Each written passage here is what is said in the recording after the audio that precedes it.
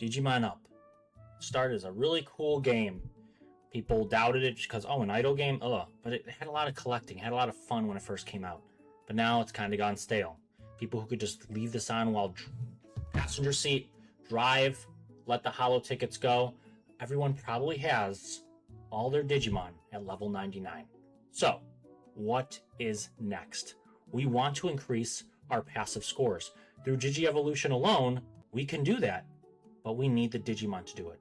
We can't even get a second Digimon egg out. So these holo tickets, while they could get more clothes or more bits to upgrade the holo generator, hologram device, is nice, but it's also kind of like, look at my tickets that I've accumulated just because I don't put it on as much anymore. We want more.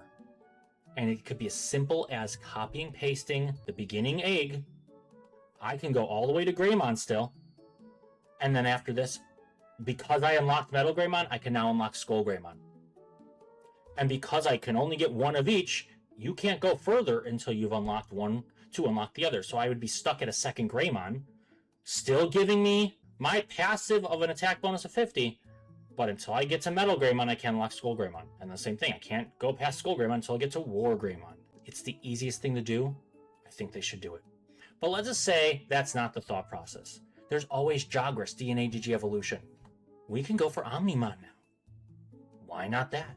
I would love to raise a second egg through Vmon to get Magnamon. You know what? Why am I even saying this? Let me show what I'm talking about. And actually, I'm going to start with what they should do next and then reinforce what I'm saying now. This is Humulus. Cool fan-made site. They kind of archived, and even as this was coming out, the Vital Bracelet, Evolution Pass, and how to get to them were put up on here, and it was a really cool guide to just follow. What I think is cool, though, are the sprites and how they can be used for this game. Agunimon, right here. Champion. It's an outfit type thing. If you think about Digimon Frontier, it's a spirit evolution, so it's the person wearing the Digimon as like armor almost, but has those powers. So it's kind of cool. You're imbued with the spirit of the Digimon through the egg on the Digivice. And it was an interesting concept. Kind of like when the Megas had the Tamers inside them from Digimon Tamers, like Takato was inside Gallantmon. Unnecessary, but it was kind of reminding me of that from the previous season. Regardless, what I'm trying to say is, because, and I'm going to bounce back really quick, Frontier is the next logical step for progress. We have Tamers in the game, so why not go Frontiers next, right? Because what I would love to do is have new eggs to raise, but I can't do that until they release it, right? So all these holo tickets are going to waste. But as soon as they do Frontiers, now I can have all these new Digimon. If they figure out the evolution path, or maybe they want to keep it the same as they did the Vital Bracelet, so be it. And they could go to Aldemon, and then even Emperor Greymon. And they can release a second egg, like I'm trying to say, get a Vmon or an Agumon to raise a second path.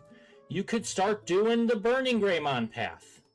You can go up to Ancient Greymon if you want. You can then release your Mega Pluses. Wouldn't Susanomon be so damn cool? Omnimon would be so damn cool. But let me go back. Let me go back to what I was trying to say prior as well.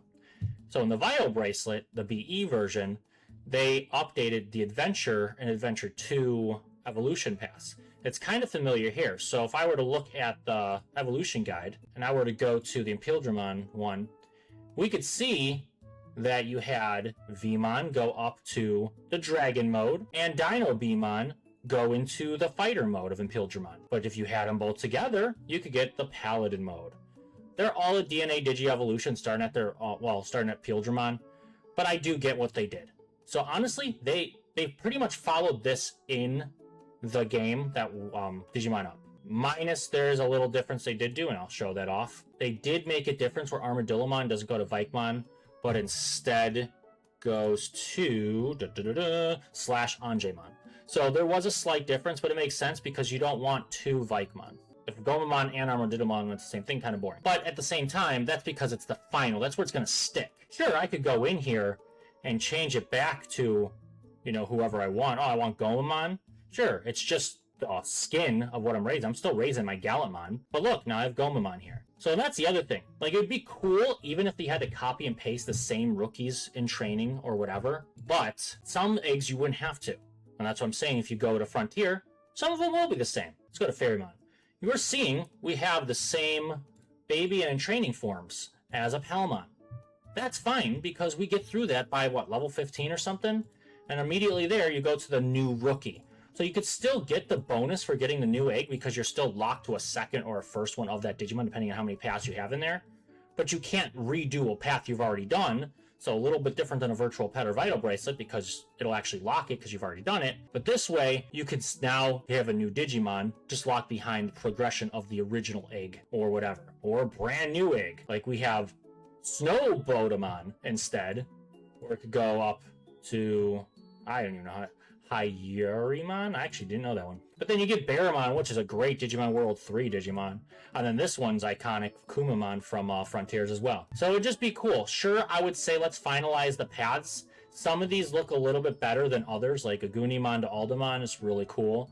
But then when I look at Fairymon that goes all the way up to Ancient Kazemon, or honestly probably better Lotusmon. Is that what happened in the anime? I'm gonna be honest, I do not remember. But like, finalize the paths. I think the best thing to do though, give us Susanomon. We already have the form.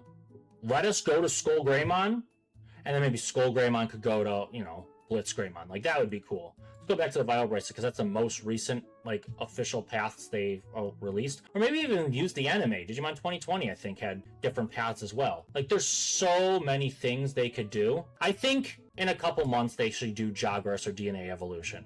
But I think for right now, they need to release some copy and pasted eggs just to give us that next path of evolution. I want to be able to take my Agumon to Greymon to maybe the black the virus form of Greymon and Metal Greymon, or maybe just take regular Greymon to SkullGreymon and then an evolution from there. And I'm blanking on what a SkullGreymon digivolves to. But what I'm trying to say is you could just copy and paste and add like 3 new Digimon to a path and only give it to like 5 eggs. 5 new Digimon will last a week, but you know, it's better than nothing. At this rate, they're losing people after already blacking people out for a week that had the Android version and had to be stuck with the Japanese Google Play Store version, couldn't even connect to their account. It's already faced a lot of issues, and it's only just been a little over a month of the game.